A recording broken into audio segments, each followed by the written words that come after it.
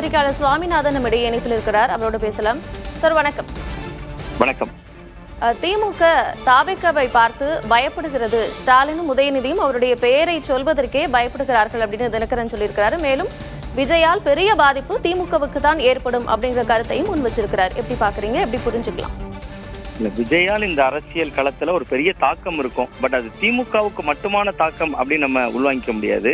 விஜய் எடுக்கக்கூடிய ஓட்டுகள்ல ஆளுங்கட்சிக்கு எதிரான மனநிலை கொண்டவருடைய ஓட்டும் இருக்கு. அப்ப அந்த வகையில அதிமுக கூட்டணியும் பலவீனப்படுத்தும். நீங்க திமுகவுக்கு பாதிப்பான்னு கேட்டா நிச்சயமா திமுகவுக்கு பாதிப்பு. ஏன்னா இளைஞர்கள் அணி அப்படிங்கக்கூடிய பெயர்ல திமுக இளைஞர்களை ஈர்க்கிறதுக்கு பல வேலைகள் செய்திருக்காங்க. அந்த ஓட்டுகள்ல பெரும்பகுதியை விஜய் ஈர்க்கக்கூடும்.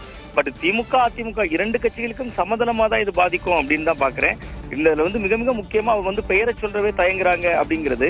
தொடர்ந்து விஜய் ஒரு அரசியல் செய்துட்டு இருக்காருல, களத்துல இரண்டே பேருக்கு இடையில தான் போட்டி, ஒன்று திமுக இன்னொன்று தாவேக்கா அப்படின்னு பேசிட்டு இருக்காரு. சோ அப்ப திமுகவும் அதே குரல்ல விஜய் எதிர்க்க ஆரம்பிச்சா விஜய் சொல்வது சரிதான்ங்கிற பொருள் வந்துடும். சோ அதனாலதான் திமுக அதை தவிர்க்கிறாங்க அப்படின்னு பாக்குறேன். திமுகவை பொறுத்தவரை எதிர்ப்பு ஓட்டுகள் சிதறடிக்கப்படணும்.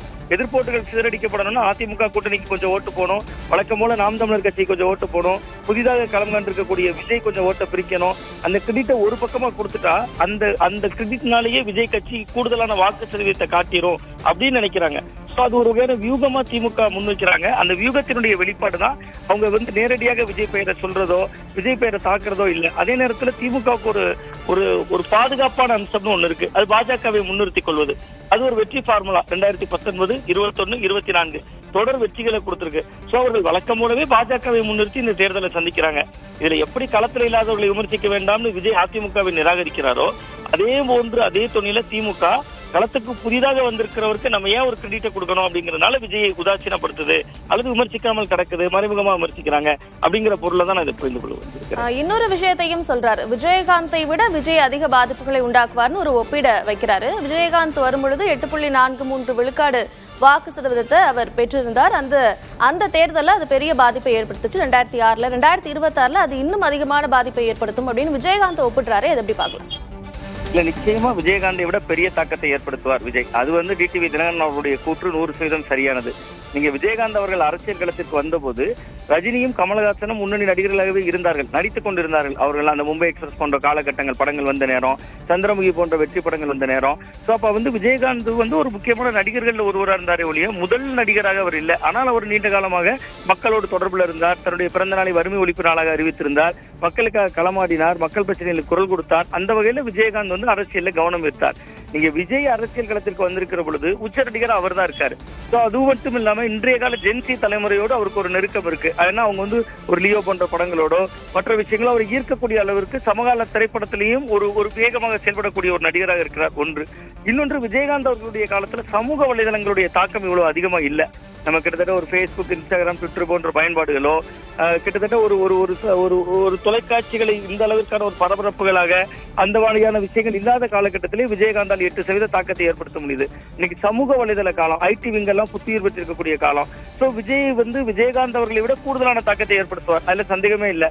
பட் அந்த விஜயகாந்த் எடுத்தது 8.45 என்றால் விஜய் அதை விட கூடுதலான சதவீதம் எடுப்பார் என்கிற கணிப்பு டிடிவி தினகரன் அவர்கள் சொல்வது மிக மிக சரியானது. பட் அவர் திமுக கூட்டணியை தான் சேதப்படுத்துவார் என்கிற கணிப்பில் உடன்பாடு இல்லை. அது இரண்டு கட்சிகளையுமே சேதப்படுத்துவார்.